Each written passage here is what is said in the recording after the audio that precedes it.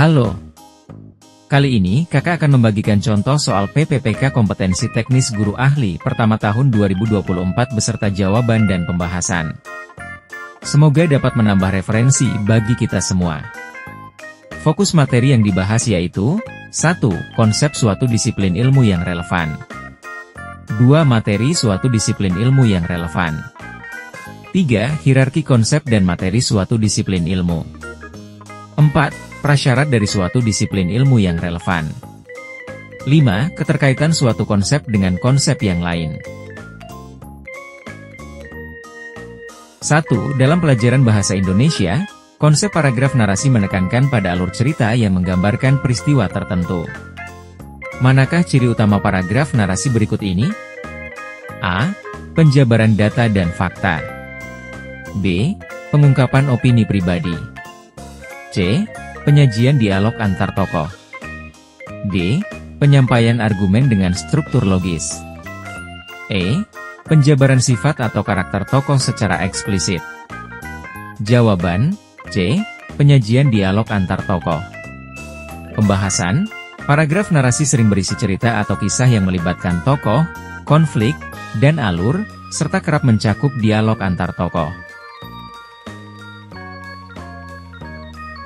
2. Dalam konsep geometri, sudut siku-siku memiliki besar sudut sebesar 90 derajat.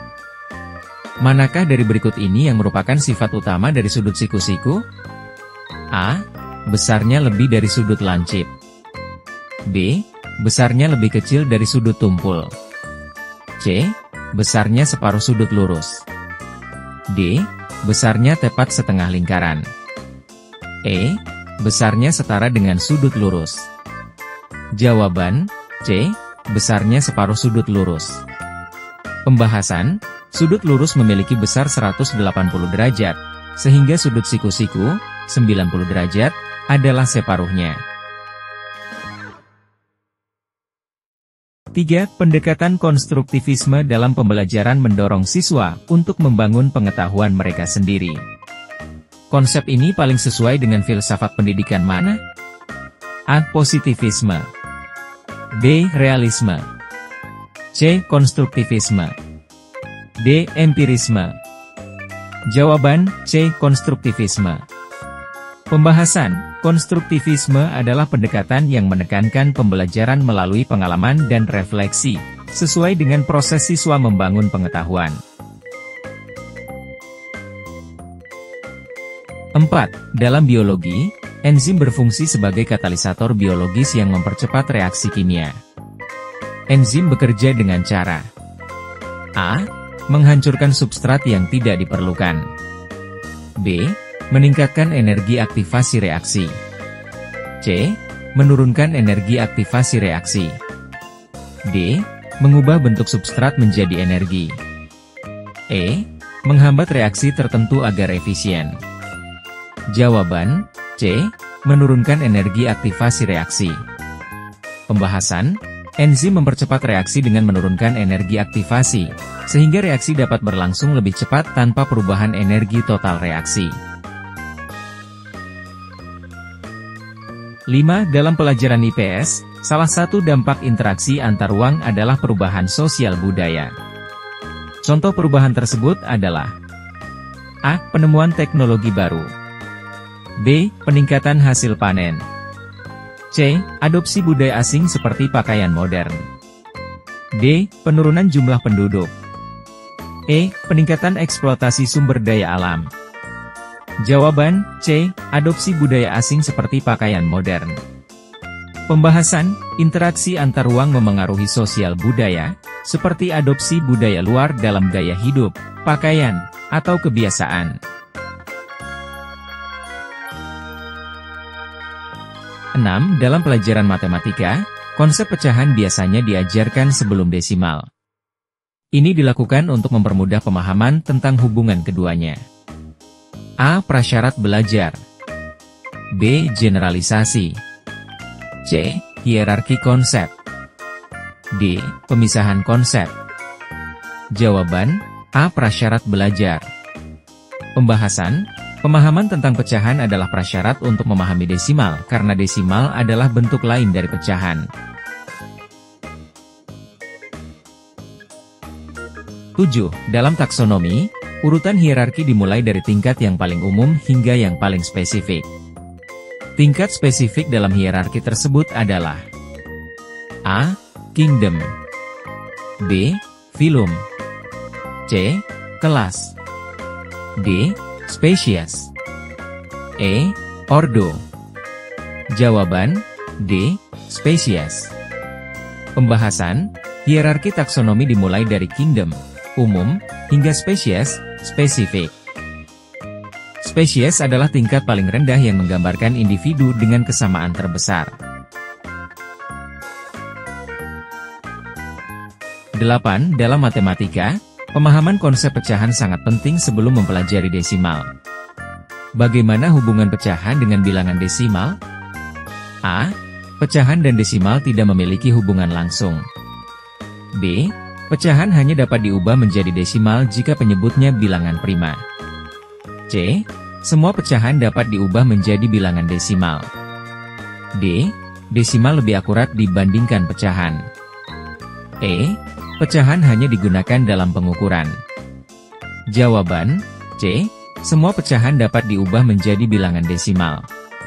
Pembahasan, pecahan dapat diubah menjadi desimal dengan membagi pembilang dengan penyebutnya. 9. Dalam kurikulum IPA, konsep atom diajarkan sebelum molekul. Hal ini mencerminkan struktur pembelajaran berbasis A. Pemahaman spesifik, B. Hierarki konsep, C. Pengetahuan umum, D. Hubungan konsep. Jawaban, B. Hierarki konsep. Pembahasan, hierarki konsep menunjukkan urutan pengajaran dari konsep yang sederhana menuju yang lebih kompleks. 10. Sebelum memahami proses fotosintesis, siswa harus memahami konsep dasar dari energi matahari. Energi matahari diubah menjadi energi kimia dalam proses ini oleh A. Kloroplas, B. Mitokondria, C. Sitoplasma, D. Nukleus, E. Vakuola. Jawaban, A. Kloroplas. Pembahasan, kloroplas adalah organel yang mengandung klorofil, yang berfungsi menangkap energi matahari untuk proses fotosintesis. 11. Untuk memahami konsep energi listrik, siswa harus memahami konsep dasar arus listrik. Arus listrik didefinisikan sebagai A. Energi yang dipindahkan oleh muatan, B. Jumlah muatan yang mengalir per satuan waktu, C. Kecepatan gerak elektron dalam konduktor, D. Perubahan energi potensial pada suatu rangkaian, E. Tekanan yang dialami oleh muatan listrik. Jawaban, B. Jumlah muatan yang mengalir per satuan waktu. Pembahasan, arus listrik adalah laju aliran muatan listrik dalam satuan waktu, biasanya diukur dalam ampere. 12. Pemahaman bilangan bulat perlu dikuasai sebelum siswa belajar tentang persamaan linear. Hal ini termasuk dalam A. Transfer belajar, B. Prasyarat belajar, C. Penilaian formatif, D. Strategi pembelajaran. Jawaban, B. Prasyarat belajar. Pembahasan, pengetahuan tentang bilangan bulat adalah dasar untuk memahami operasi yang lebih kompleks, seperti persamaan linear. 13. Dalam fisika, konsep gaya memiliki kaitan erat dengan hukum gerak Newton kedua. Hubungan ini menyatakan bahwa A. Gaya sebanding dengan massa benda, B. Gaya adalah kebalikan dari momentum, C. Gaya berbanding lurus dengan percepatan, D. Gaya berbanding terbalik dengan kecepatan, E. Gaya tidak memengaruhi gerak benda. Jawaban, C. Gaya berbanding lurus dengan percepatan. Pembahasan, hukum Newton kedua menyatakan bahwa percepatan sebanding dengan gaya yang bekerja pada benda. 14. Konsep suhu dalam fisika erat kaitannya dengan energi kinetik molekul. Hal ini berarti A. Suhu berbanding terbalik dengan volume benda. B. Semakin tinggi suhu, semakin besar energi kinetik molekul. C. Suhu tidak memengaruhi kecepatan molekul. D. Energi kinetik molekul menurun saat suhu naik. E. Suhu selalu sama dengan energi kinetik.